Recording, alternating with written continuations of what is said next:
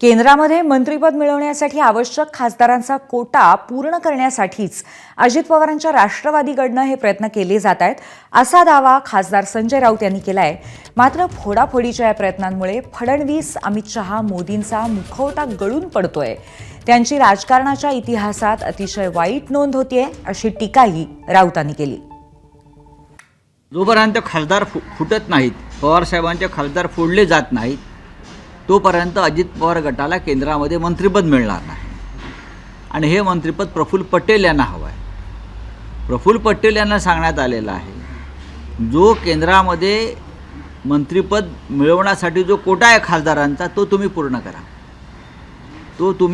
करा, आणि त्यासाठी तुम्ही किमान पवार साहेबांच्या गटाचे 6 ते 7 खासदार फोडलेत तर तुमचा एक खासदार तटकरे आणि हा 6वा किंवा हे 7 हे जेव्हा तुमचा आकडा पूर्ण होईल तेव्हाच प्रफुल्ल पटेल यांना मंत्रिपद मिळेल।